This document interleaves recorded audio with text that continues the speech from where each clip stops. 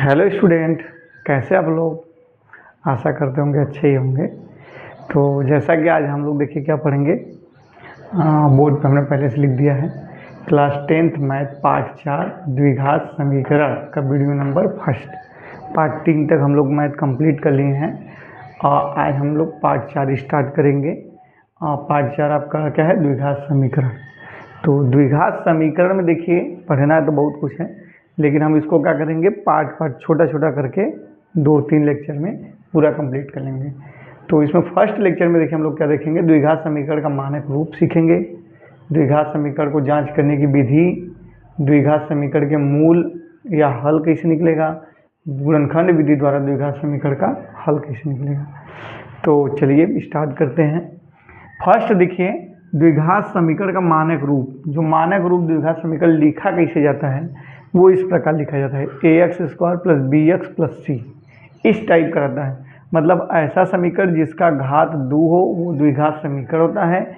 और उसमें उसको इस प्रकार लिखते हैं, जहाँ a b c क्या है, पूर्णांक है, बट a ≠ 0, a ≠ 0। a की वैल्यू 0 नहीं होनी चाहिए। क्यों? अगर a की वैल्यू 0 हो गई तो ये मान लीजिए 0x² प्लस के b, यहाँ पे 6 लिख देते हैं, 6x प्लस के 4 बराबर 0। तो देखने से तो ये भी लग रहा है कि हाँ भाई ये भी द्विघात समीकरण, क्योंकि x का घात 2 है, लेकिन इसका गुणांक देखिए शून्य है ना। तो जब इसका गुणांक शून्य है तो ये पूरी वैल्यू ही शून्य हो जाएगी, तो द्विघात तो यहाँ पे हट ही गया, तो ये रैखिक समीकरण बन गया।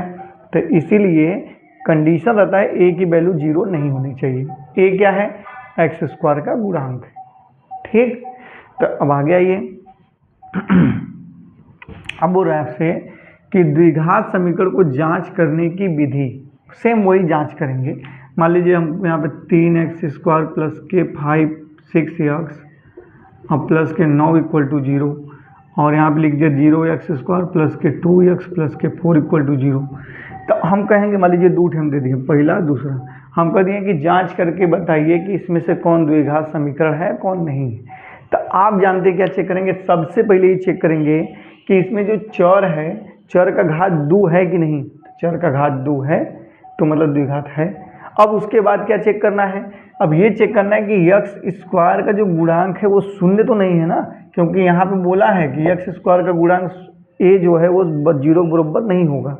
तो यहाँ पे देखिए x² का गुणांक 3 है, तो मतलब ये द्विघात समीकरण है। और यहाँ पे देखेंगे x² का गुणांक 0 है, तो ये द्विघात समीकरण नहीं। तो जांच करने का तरीका देखेंगे, पहले ये द्विघात में है कि नहीं, फिर उसके बाद देखेंगे x² का गुणांक जो है वो 0 है कि क्या है। अगर 0 है तो द्विघात समीकरण नहीं होगा, 0 नहीं है तो द्विघात समीकरण होगा। दो चीज़ क्लियर हुआ, द्विघात समीकरण और द्विघात समीकरण को जांच करने की विधि। और द्विघात समीकरण के मूल या हल कैसे निकालेंगे, ये भी सिंपल है। देखिए अब जैसे यहाँ पे हम कह दिए, जांच कीजिए कि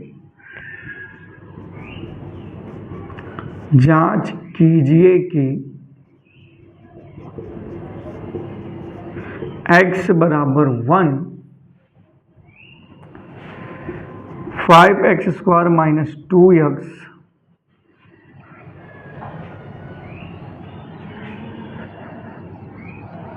- 3 के मूल, या बोल देगा हल है कि नहीं, हल है कि नहीं, हल है कि नहीं या मूल है कि नहीं, ये दोनों पूछेगा। क्वेश्चन ऐसे पूछेगा इसमें, जांच कीजिए कि x बराबर 1 जो है द्विघात समीकरण इतना कि हल है कि नहीं या मूल है कि नहीं। अब ध्यान दीजिए, ये जो x की वैल्यू दिया है ना, ये अगर इसके मूल होंगे या हल होगा तो x बराबर 1 इसमें रखने पे ये पूरी वैल्यू 0 हो जाएगी। अगर 0 हो गई तो समझ लो इसके हल हैं, अगर 0 नहीं हुई तो हल नहीं है। तो चेक करके देखते हैं कि 0 है कि नहीं। तो यहाँ पर रखते हैं x बराबर 5 × x की जगह 1 रख रहे हैं, 1 का स्क्वायर माइनस के 2 × 1 माइनस के 3 = 0 होना चाहिए। तो अब यहाँ पे देखें 5 हो जाएगा, माइनस के 2 माइनस के 3 = 0, तो 5 - 5 = 0, 0 हो जाएगा, ये 0 बराबर जीरो। तो जब ये जीरो दोनों पक्ष बराबर हो गए हैं तो आप कहेंगे कि हाँ x बराबर 1 इसके मूल हैं या x बराबर 1 इसके हल हैं। कोई भी देगा बस ऐसे ही जांच करके देखेंगे।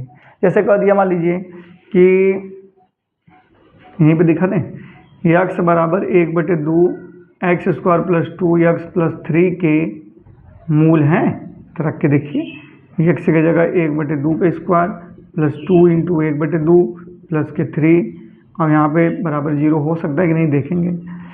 और यहाँ पे 1/4 प्लस के 2 से 2 कट गया 1 प्लस के 3, तो 1/4 प्लस 1 4 हो जाएगा 3 अब गुणा करेंगे 4 चौका 16 17/4 बट नॉट इक्वल टू 0। 0 के बराबर नहीं है ना, तो 0 के बराबर नहीं है तो x बराबर 1/2 इतने के मूल नहीं है। ठीक, ये भी क्लियर हुआ, तो ये भी मूल के नहीं है। अब देखिए इसका जो बड़ा इंपॉर्टेंट टॉपिक है, इस पे क्वेश्चन भी पूछता है ज़्यादातर, तो गुणनखंड विधि से द्विघात समीकरण का हल करना। तो गुणनखंड विधि से देखिए कैसे करते हैं। अब इसको हटा दे, स्क्रीनशॉट लेना तो ले लीजिए। अब इसको हटाएंगे,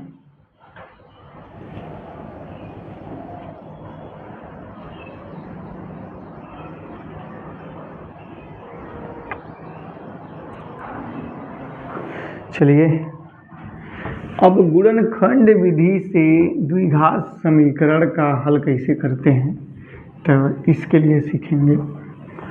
अब इसको एक क्वेश्चन के माध्यम से समझाते हैं। क्वेश्चन एक ले लेते हैं पहले, 2x square minus 5x 2x square minus 5x plus के 3 इक्वल टू 0। क्वेश्चन ये दे दिया है कि द्विघात समीकरण इतना को हल कीजिए, द्विघात समीकरण इतना को हल करके इसके मूल ज्ञात कीजिए, मतलब x की वैल्यू। देखिए एक चीज़ ध्यान दीजिएगा, अगर द्विघात समीकरण रहता है इसके 2 मूल होंगे, अगर 3 घात रहता 3 मूल होते हैं, तो फिलहाल 2 ही घात है तो 2 मूल इसके होंगे, तो दोनों हम कैसे निकालेंगे उसको सीखेंगे। देखिए सबसे पहले क्या करते हैं, अब यहाँ पे ना आगे जो संख्या रहती है उसका गुणा एकदम पीछे, अगर संख्या है तो, अगर नहीं है तो कोई दिक्कत नहीं। अगर संख्या है तो आगे वाली संख्या का गुणा इसमें कर देते हैं, 3 दूनी के 6। अब 6 का ऐसा फैक्टर करिए कि जोड़ने पे 5 आ जाए। तो देखिए 6 का ऐसा का फैक्टर करते हैं, 2 गुणे 3 2 3 6 और 2 और 3 जोड़ोगे तो क्या आएगा 5। तो मतलब कि इस 5 की जगह हम 2 + 3 लिख सकते हैं, क्योंकि ये फैक्टर पता चल गया। और यहाँ 6 लिखेंगे, यहाँ पे 6 नहीं लिखेंगे गुणा करके। बहुत लोग सोचते हैं कि यहाँ पे गुणा कर दिए तो 2x स्क्वायर माइनस के 5x प्लस के 6 लिख दी, ये गलत हो जाएगा। बस अपने दिमाग में रखना है कि हाँ गुणा हो गया 6 या 6 का ऐसा फैक्टर करो कि ये बने। ठीक, अब यहाँ पे देखिए आगे हल करते हैं इसको। अब इसको लिख दीजिए 2x स्क्वायर माइनस 5 की जगह क्या हम 2 + 3 लिख सकते हैं, या जो फैक्टर बनेगा वही लिखना है। तो 2 + 3 इंटू के x प्लस के 3 इक्वल टू 0। तो 2x स्क्वायर माइनस इसका गुणा करिए, जब देखिए ब्रैकेट टूटेगा तो ये माइनस अंदर भी गुणा करेगा, ये x भी करेगा। और माइनस का जब अंदर गुणा होता है चिन्ह बदलते हैं, तो 2 के सामने देखिए प्लस है तो ये चिन्ह बदल के माइनस हो जाएगा 2x, और इसका इसमें गुणा होगा तो माइनस के 3x प्लस के 3 इक्वल टू 0। अब क्या करते हैं, इसको अलग अलग ब्रैकेट में लेते हैं, 2x स्क्वायर माइनस के 2x। अब जैसे ये ब्रैकेट में लेंगे ये माइनस हो जाएगा, क्यों? क्योंकि बाहर माइनस है तो अंदर का चिन्ह बदलता है।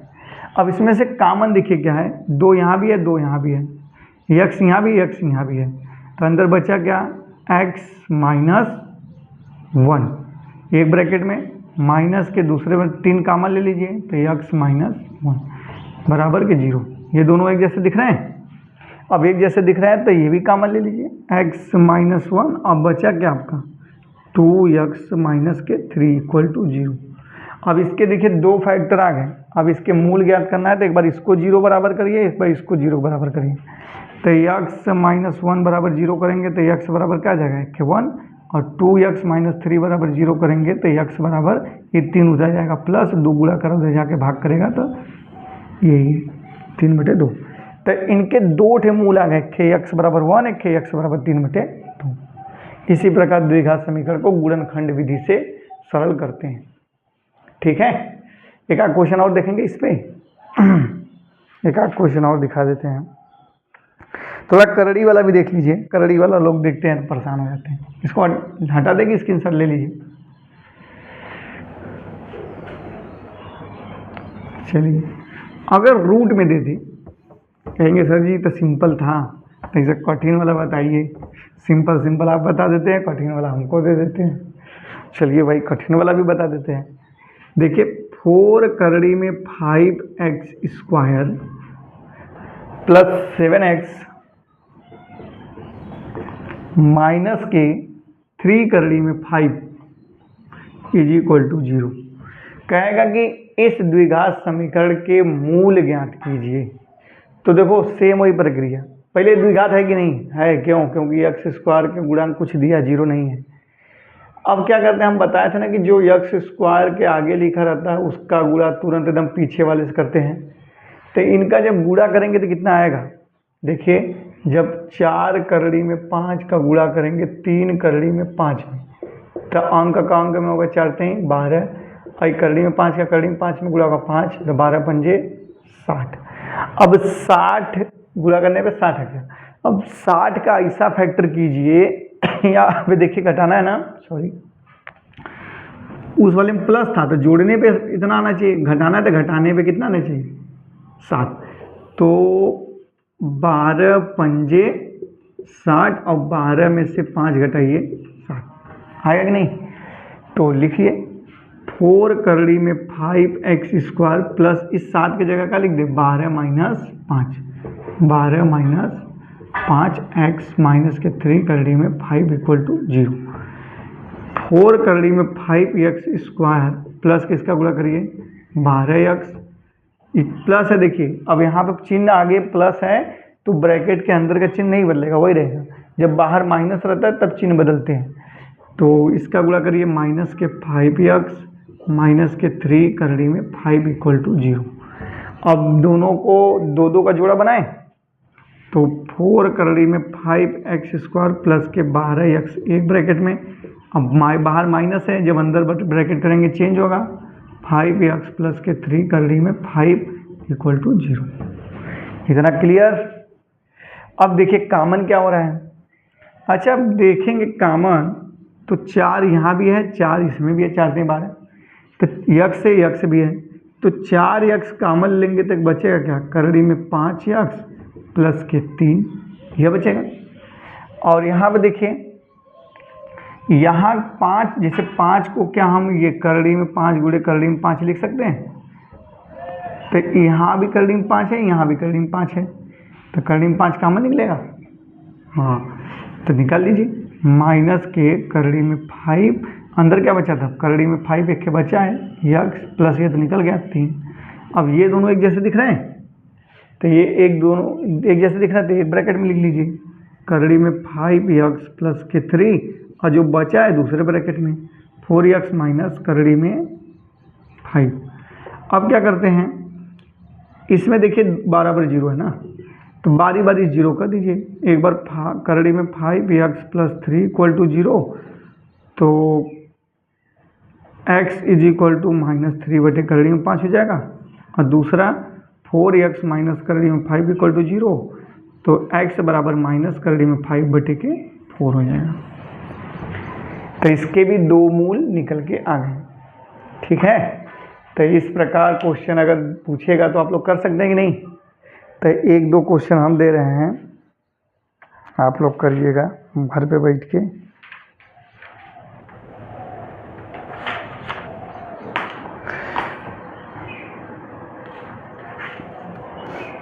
एक दे रहे हैं, आप लोग करिएगा इसको ना, देखते हैं कौन कौन कर लेते हैं।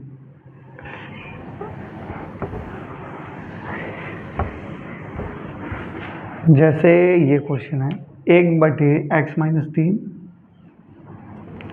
1/x minus 3 minus 1/x plus 5, अब बराबर के 1/6। इसके मूल ज्ञात करेंगे आप लोग। अच्छा, देखने में तो ये द्विघात समीकरण लग ही नहीं रहा है, पहले इसको कन्वर्ट करोगे, इसका एलसीएम लोगे, बनाओगे द्विघात समीकरण। जब द्विघात समीकरण बनाएंगे तो फिर उसके बाद जैसे बताएं वही प्रक्रिया चालू करेंगे। ठीक है, एक चीज़ इसमें बताना हम थोड़ा भूल गए, ये भी बता देते हैं। जैसे कि ये कभी कभी ना द्विघात समीकरण दिया रहता है, उसमें कोई एक चर नहीं दिया रहता है, मूल दिया रहता है। जैसे एक्स स्क्वायर प्लस के 2x प्लस के p इक्वल टू 0, माइनस के p है इक्वल टू 0 का एक मूल -2 है, का एक मूल -2 है, तो p का मान। क्वेश्चन ये है, ऐसे भी पूछ देगा। कब देखो, इसके पहले तो द्विघात समीकरण देके मूल पूछ रहा था, अब मूल देके इसमें से जो अचर पद है वो पूछ रहा है। तो ये भी सिंपल है, जब ये इसके मूल हैं तो इसका मान इसमें रखने पे 0 तो होगा ही, तो रख के 0 बराबर कर दीजिए। तो देखिए x बराबर -2 रखिए, -2 का स्क्वायर प्लस के 2 -2 माइनस के p इक्वल टू 0, 2 दूनी के 4 और यहाँ पे -4 minus p equal to 0, plus -4 cut गया, p is equal to 0। p की वैल्यू 0 है, इसमें p की वैल्यू क्या है, 0 है। इसका स्क्रीनशॉट ले लीजिए। तो कोशिश कर, आशा करते हैं कि जितना बताए हैं 4 पॉइंट इसमें, कि पहले मानक द्विघात समीकरण मानक क्या होता है, मूल कैसे जांच करते हैं, कि जांच कैसे करते हैं कि द्विघात समीकरण है कि नहीं, मूल निकालना हम लोग सीख लिए। तो और द्विघात समीकरण का गुणनखंड विधि से मूल निकालना सीखे हैं। तो कोशिश आशा करते हैं कि आप लोग को उतना समझ में आया होगा। तो इस बेस पे जितने भी क्वेश्चन है द्विघात समीकरण के, पहले इतने कर लीजिए, फिर अगला वीडियो हम अपलोड करेंगे तो उसमें आगे चीज़ पढ़ेंगे। वीडियो देखने के लिए धन्यवाद, और जो भी क्वेश्चन ना समझ आए उसको कमेंट करिए। ठीक है, धन्यवाद।